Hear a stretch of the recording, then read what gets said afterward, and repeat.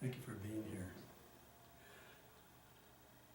My name is Robert Bigelow, and this is December 27th, 2014. I'm recording a dream I had early this morning that left a big impact on me. So I'm recording it. Deborah here is present with me, and I haven't done this before, so we'll see how it goes. So I was in my front yard on the grass with, I think, family. There were neighbors in the neighborhood. People were doing things. And up in the sky, the clouds began to form.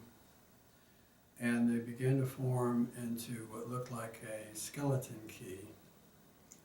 And as it began to form, it took a little more of a 3D shape and more clearly a skeleton key.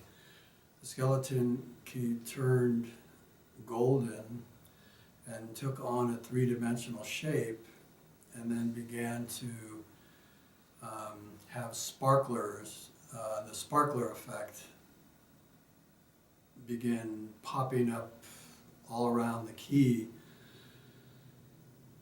And it consumed the key, and the key grew to a round hole and grew bigger, and then it began to be discernible that the key was melting away, burning away like from a sparkler, and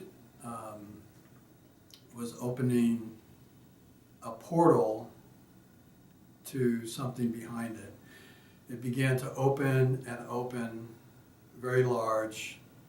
The portal had a three-dimensional perspective to it. There was a discernible, like a layer of, like a wall with a hole in it. And behind us, another dimension began to appear and became very discernible as an entirely different dimension than the human dimension, the physical dimension that we are in. In the middle of this, another object began to form, and I don't remember exactly, but I think it was another key. And the key did the same thing within this other dimension. So they began layering, and the other dimension began to open up a portal itself, and you could see through the first dimension, which was the physical that we lived in, into the second one, and now into the third dimension. And it was extremely discernible, the three different dimensions. And then I think, and I don't remember exactly, but I think a fourth one appeared in the same manner, but had a level of frequency or vibration or something to it that I just simply can't remember. I just have a faint memory that there was one more dimension, but I don't know that for sure. While this dimension opened, it stayed open for a while, maybe 5 or 10 minutes within the dream. And everybody on the earth, I was aware that everybody in the earth saw it and became aware of the other dimensions. This changed the entire earth. People no longer began to wonder if other dimensions existed, but from this, a brand new question began to emerge within mankind. At that point, the dimensions began to close in reverse order that they opened, the farthest first, until the last one closed, was like this, closed like this, and then was just clouds with a golden, it looked like golden lightning behind the clouds, or if somebody had put a golden sun behind the clouds, and then that kind of began to fade, and then it was just gone. And the earth was left standing in awe with one question: how do we make that happen again? And that was the question that came out of mankind. And that's the dream. And then I woke up. So Deborah just asked a question to me, or raised a question that more clearly depicts what mankind was left with after the dimension closed.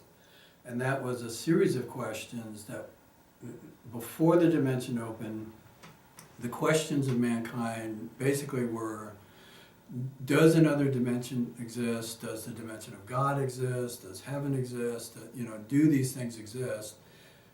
All those questions were answered in a moment when these dimensions were opened, and then when they were closed, mankind was left with a whole new series of questions. And those questions were: why did this happen? Now we know that the dimensions exist. Why did this happen? Why did it go away? Why didn't it stay? Is there anything that we can do to make it happen again? Like what? So mankind was thrown kind of into another state of confusion, but at a higher level. And so, without unfettered, without evaluating the dream itself or trying to read into it or decipher it, that's what mankind was left with, is a whole new set of questions that were on a different level. Do you have any other thoughts? Well, I shared it with you before you had the speaker, when you had the speaker off, is that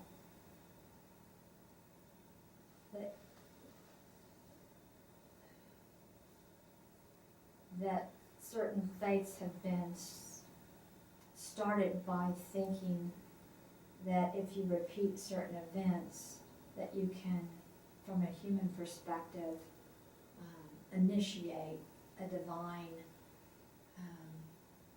experience. Right. And then that's how those religions developed around the experiences that they were having when that divine factor came in. And then the question is, are we looking at it from a human perspective and trying to answer that question from a human perspective, which, unless we are in the divine mind, we really can't understand the divine initiative to cause an event to happen. Right.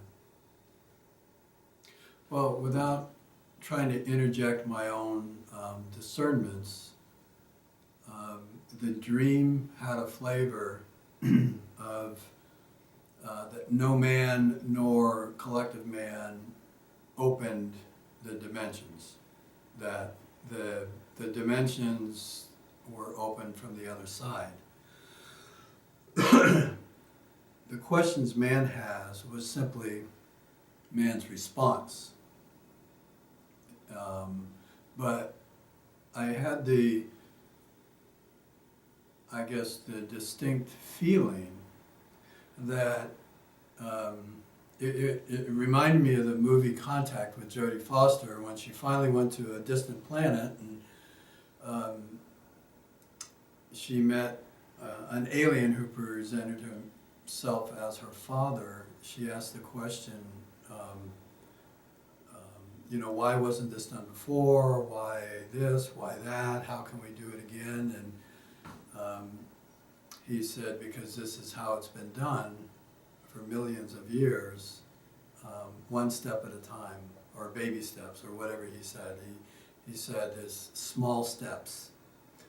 And I got the impression that the dream was a glimpse of what is, just a glimpse, but by having that glimpse, it raises man's state of being to a higher level, which creates a whole new different set of questions.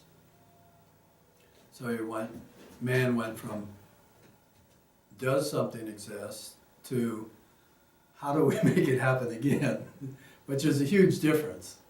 So anyway, so without